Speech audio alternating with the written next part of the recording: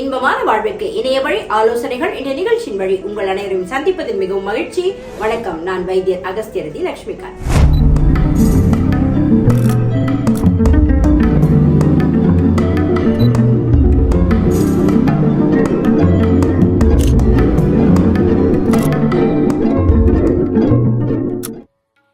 என்ன முறைகளை பின்பற்றினால், வாழ்வியல் முறையை மாற்றினால் நம்ம ஆரோக்கியமா வாழலாம் அப்படின்ற விஷயங்களை கம்பேர் பண்ணி பார்க்கும்போது பண்டைய காலத்துல நம்ம எப்படி வாழ்ந்தோம் அப்படின்றது தான் இன்னைக்கு பார்க்க போறோம்.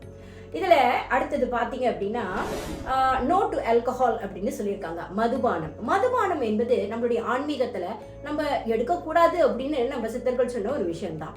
அப்போ நம்ம இந்த டாடி அப்படின்னு சொல்றோம் இல்லையா, கல்லு அப்படின்னு, அதெல்லாம் எதற்கு அப்படின்னா அந்த கல்லுல கூடயும் ரொம்ப அழகா ஒரு விஷயம் சொல்லியிருப்பாங்க. எப்படி சொல்லியிருப்பாங்கன்னா, போதை தரும் அளவிற்கு இருக்கக்கூடாது அப்படின்னு. அப்ப போதை அப்படின்றது என்னன்னா நம்மளுடைய நிலைப்பாட்டை மாற்றக்கூடியது. அப்படி நம்மளை மாற்றக்கூடிய ஒரு விஷயத்தை செய்யாதீங்க அப்படின்னு சொல்லியிருப்பாங்க. அப்போ ஆல்கஹால் வேண்டாம் அப்படின்றது தான் நம்மளுடைய ஆரம்ப காலத்துல இருந்து நமது முன்னோர்கள் கற்றுக் கொடுத்த ஒரு விஷயம். அடுத்து பாத்தீங்க அப்படின்னா do not store water in the refrigerator in plastic bottles னு சொல்லியிருக்காங்க. அப்படின்னா என்ன அர்த்தம்? பிளாஸ்டிக் பாட்டில்ல மட்டும் ஸ்டோர் பண்ணாதீங்க, மற்றபடி வேற பாட்டில்ல ஸ்டோர் பண்ணலாம்னா இல்லைங்க. குளிர் பெட்டி அப்படின்னு சொல்லியிருக்கக்கூடிய இந்த ஃப்ரிட்ஜை வேண்டவே வேண்டாம் அப்படின்னு பலர் சொல்லிக்கிட்டு இருக்கும் பொழுது அது நம்மளுக்கு கொஞ்சம் ஈஸியா இருக்கு அப்படின்னு இன்னும் சிலர் அதை யூஸ் பண்ணிக்கிட்டு இருக்காங்க. குளிர்பட்டின்னு சொல்லக்கூடியது ஜில்லுன்னு வச்சு அதுல இருக்கிற அத்தனை சத்துக்களையுமே எடுத்துருது. சிலர் புதுசாக கண்டுபிடிச்சி வெங்காயம் வைக்கக்கூடாது உரிச்சுக்கிட்டு, பூண்டு உரிச்சிட்டு வைக்கக்கூடாது அப்படின்னு சொல்றாங்க. சிலர் கறியை வச்சா எல்லாத்தையும் இழுத்துரும் அப்படின்னு சொல்றாங்க. அப்படி நிறைய விஷயங்கள் இருக்கு. ஆனா நம்ம பண்டைய காலத்துல குளிர்பட்டின்னு அப்படி ஒண்ணு இல்லவே இல்லை. அப்பவே பறிச்சுட்டு வந்து மார்க்கெட்டுக்கு போயிட்டு வந்து காலையில சமைச்சாங்க. காலையில சமைச்சதை ராத்திரிக்கு சமைச்சதுக்கு கொடுக்க மாட்டாங்க. அதை எடுத்துட்டு வந்து சூடாக்கினா ராத்திரி சாப்பிட மாட்டாங்க. அப்படியே சோறு மீந்து போனா அந்த சோத்தை வந்து தண்ணி ஊற்றி பழைய கஞ்சி அப்படின்னு வச்சிருவாங்க. அப்புறம் காலையில முள்ளங்கி 1000 குதிரையின் விலை கொடுத்தாவது முள்ளங்கியை வாங்கி மத்தியான சாப்பாட்டுக்கு சாப்பிட்டுரு, 1000 யானையின் விலை உனக்கு கொடுத்தாலும் அந்த முள்ளங்கியை ராத்திரில சாப்பிடாத அப்படின்னுவாங்க. இன்னைக்கு ரெஸ்டாரண்ட்ல போய் உட்காந்தீங்கன்னா முள்ளங்கி தான் விலை குறைவு அப்படின்னு நிறைய வெட்டி சாம்பார்ல போட்டுட்டு ராத்திரி போய் தோசை சாப்பிட்டா கூடயும் அந்த முள்ளங்கி சாம்பார் தான் உங்களுக்கு கொடுக்குறாங்க. அப்போ சித்தர்கள் சொன்னதை நம்ம கரெக்டா ஃபாலோ பண்ணணும். நம்மளுடைய மூதாதையர்கள் சொன்னதை கரெக்டா ஃபாலோ பண்ணணும். அப்ப நோய் அப்படின்றது நமக்கு இருக்கவே இருக்காது. அப்ப முள்ளங்கி நல்லது இல்லையா? முள்ளங்கி நல்லதுதான், அதை பகல்ல சாப்பிடணும்னு தான் சொல்லப்பட்டிருக்கு, ராத்திரில சாப்பிடக்கூடாது. அப்போ கீரை வகைகள், முருங்கைக்கீரை, பொன்னாங்கண்ணி கீரை, மணத்தக்காளி கீரை, அரைக்கீரை, நிறைய கீரை இருக்கு.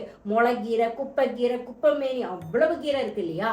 இந்த அத்தனை கீரைகளையுமே பகல்ல தான் சாப்பிடணும். இரவுல இந்த கீரை வகைகளை சாப்பிடக்கூடாது. அப்போ இந்த கீரை வகைகள் இரவில் சாப்பிடும் பொழுது நம்மளுக்கு ஜீரண சக்திக்கு பிரச்சனை கொடுக்கக்கூடியது. இப்படி குளிர்பட்டி அப்படின்றதே இருக்கக்கூடாதுன்னு சொல்லும் பொழுது அப்ப ஜில்லுன்னு தண்ணி குடிக்கிறதுக்கு நான் என்ன செய்யறது? அந்த காலத்துல வெயில் அடிச்சிச்சு, இந்த காலத்துல வெயில் அடிக்குது, என்ன கொஞ்சம் டெம்பரேச்சர் கூட அடிக்குது, அவ்வளவுதான்.